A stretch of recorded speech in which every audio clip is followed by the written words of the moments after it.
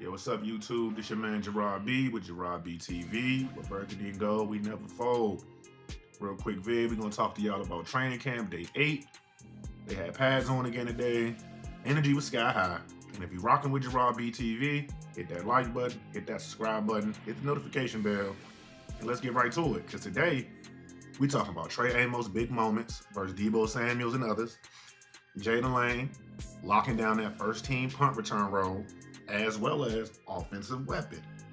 Jayden Daniels owning the field, becoming a real field general. And we can also discuss what Quinn actually said about Terry McLaurin today. Also, we're going to talk about rising names like Ja'Cory Crosby-Merritt, Bill, and Kain Medrano for getting noticed. Let's break it all down. So Trey Amos, as you know, was drafted in the second round.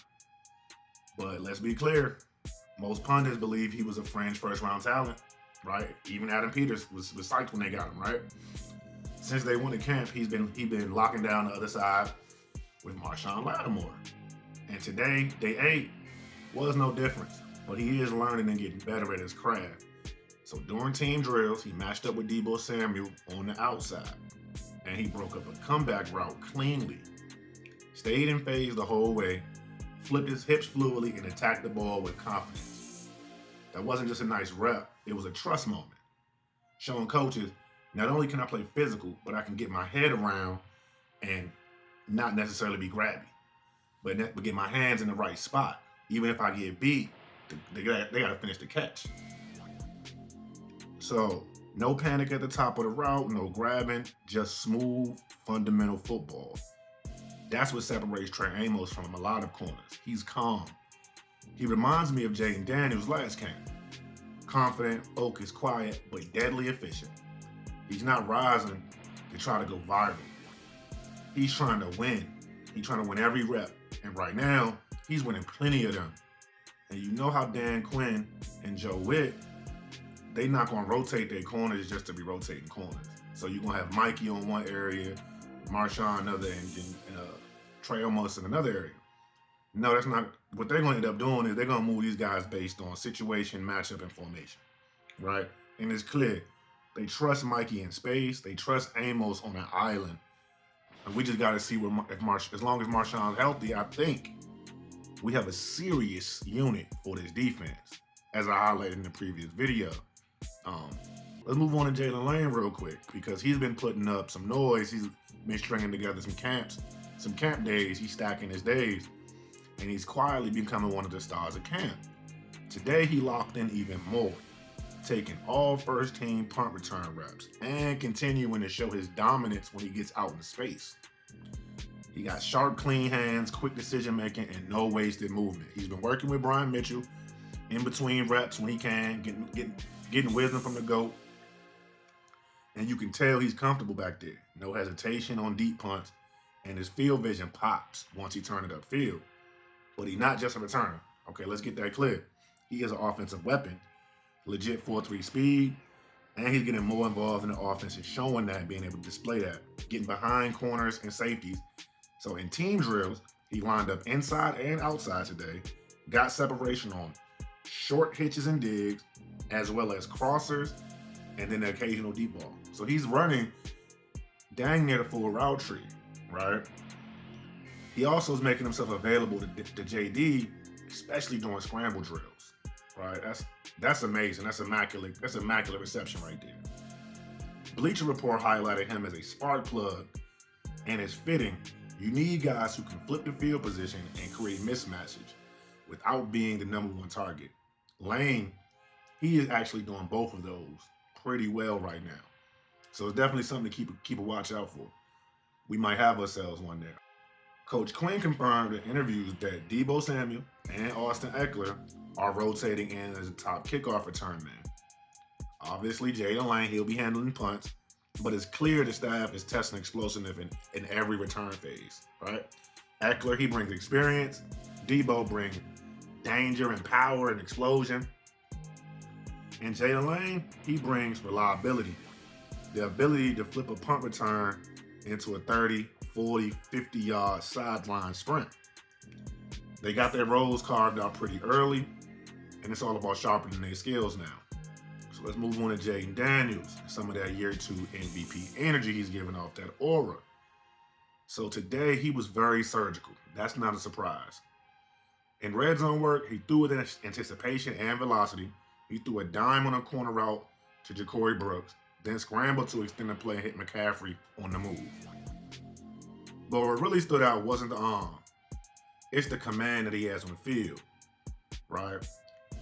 Day before, when the media was out there, I want to say, the same Ja'Cory Brooks committed a false start. You guys might have heard the story. He committed the false start.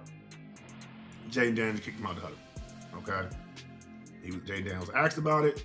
He said, listen, that's not ego, that's just ownership. Then Dan Quinn backed that up by saying in the Bleacher Report interview that JD brings energy that's contagious and guys rally around him. And you can see it. This is his offense. Year 2, Jayden isn't hoping to lead.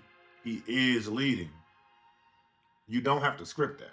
It shows up in the details, right? The fact that he's out there with Cliff Kingsbury at dark, you know what I'm saying?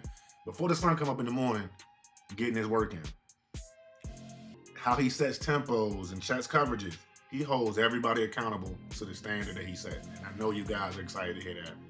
Because we got a true professional back there at the quarterback position. And he just getting started. Dan Quinn, he also mentioned the running back group, right? He said they were violent, competitive, and physical. In today's interview with Bleacher Report, he mentioned that's a tone-setting description, and it's accurate. Now think about that for a second. Violent, competitive, and physical. You know he's talking about Ja'Cory Krosky-Merritt, Bill, right, with his standout runs that he's been having. Every time he make a move, every time he make a good run, you hear about it on X, right? The guy looking shifty, change of direction is looking good, top end speed, acceleration, burst, vision. He's looking like a total package. He just got to get an opportunity once the games really count. Obviously, when we go to the joint practices, it's going to be a really good telltale sign because those players will be trying to hit him because they don't know him, right? So, but let me tell you about a play he did make today. He had a delayed draw where he hit the second level untouched, and another one where he bounced a run outside and finished through contact. So that's one thing that Dan Quinn wants to see. Will you break that tackle? Right, he can't tell that without pads on.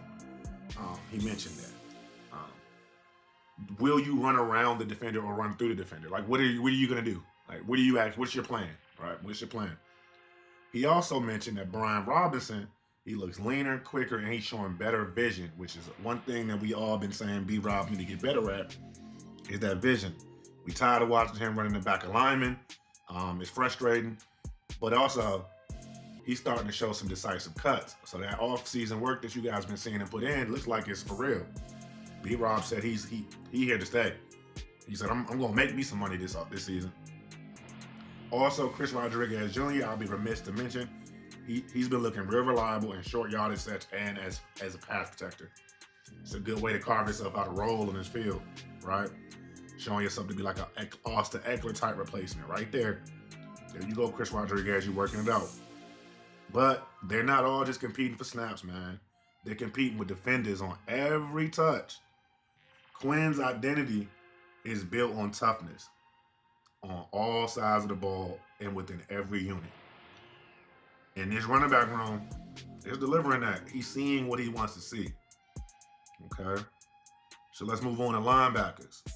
In this Bleacher Report segment today, Bobby Wagner said he didn't make it about himself. He made it about the young guys, especially Jordan Magee. Wagner said, and I quote, Magee is picking things up fast. He's also praised him for his work ethic. You can see Wagner walking him through alignments between reps, teaching him in real time, right? Something that he said he wished he had. Somebody that was a seasoned veteran to be able to walk him through the ins and outs of being a professional, as well as how to learn a playbook and play fast and not think as much. Then you got Von Miller, another future Hall of Famer, in that same room. Wagner called Von a legend. Said he was watching a lot of his get-offs and moves that he was doing when he was in the Seattle days. Said he was amazed at actually seeing how quickly Vaughn still gets off the line, mentioning that Vaughn is the quickest guy in the room at getting off the line still. So there you go. He's saying what we're saying is we actually seeing is a real culture shift in real time. Think about that for a second. Last year we didn't have this much cachet on the defensive side of the ball, right? We had a lot of names, people that hadn't done anything. They were getting paid to do things that they weren't doing, right? Now we got guys that either you got guys that are hungry or you got guys that still trying to show that they him, and that's not a bad problem to have. So with guys like Jordan Magee, they're able to rise because of that kind of a culture, right, that we have in the building. So that's a wonderful thing. It's great how they're building all this out together. Each position group has a young counterpart attached to it to be able to learn and get mentored from. So let's spotlight some of that depth on defense we were talking about, right?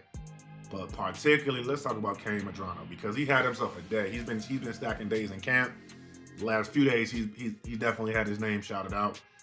But today, he got increased reps on 11-11, and he made the most of them. He shot a gap cleanly to force a run stop early in team period, and later made a strong open field tackle during a swing pass rep to the boundary. So he's showing you, here I am shooting a gap, stopping the run, which is a weakness of mine, and I'm clean and I'm finishing my tackle. Then I'm showing you my coverage skills yet again. That's how you get in the field. Because most linebackers aren't good at coverage, right? Or if you're good at coverage, you're not good at this run stopper. You know, you're not both. And if you are both, you're all pro. So, and we don't even need him to be all pro. We just need him to be a serviceable rookie right now, right? Just play your role. But what stands out with Kain is how quickly he's processed, right? He's not wasting any steps. Remember what Bobby Wagner said? You can watch people take 10 steps to get somewhere. He can get somewhere in 2. It sounds like Kain Medrano's been soaking up what Bobby Wagner and Frankie Lou are giving him from an information standpoint because it seems like it's working. He's making a case as a versatile depth piece, right? With special teams upside, and you can see his confidence building. Like he's able to read and react. Right? And now when he's seeing that classroom work actually on the field, that's going to give you the gumption to go do it and not think about it, but just go do it. So real quick, let's talk Terry. He was on the field today, but not practicing, of course. And Dan Quinn, he addressed it with Bleacher Report in the media today. He said, and I quote, quick one, "We love Terry. We're really glad he's here. Hopefully he'll be out here practicing soon. We understand the business, but no, it hasn't been a distraction. That's a professional way to handle what could have been drama. Quinn, DQ, he is keeping it focused, man. He's making sure that the staff and the players are aligned in that same vision. But they also making it clear they want 17 back in the offense, for sure. He was serious about that. So, y'all, that's y'all full day 8 camp recap. Tried to get through it as quickly as possible. Trey Amos, like I said, looking like a future CB1, looking like a future Pro Bowler. Really intrigued about his progression, man. Like maybe not, he's not gonna be a Pro Bowler this year, but I'm just saying, I'm excited, right? You can't tell. Jaylin, he's stacking days, man. Right? All these guys we talking about stacking days. JD, you know, he's stacking seasons. All right, fully in command, field general like stuff. I'm loving to hear that. Dan Quinn, the culture, it's taking hold, and you actually can see it. Because of the fact that Terry McLaurin's situation hasn't become a distraction. And the fact that Terry McLaurin himself can be at practice and not be a distraction. That's amazing. But if you're rocking with me, hit that like button, subscribe button, drop a comment, let me know who stood out the most to you today or who you looking most forward to on day 9 tomorrow. Let's chop it up then. I'll see y'all tomorrow. We out.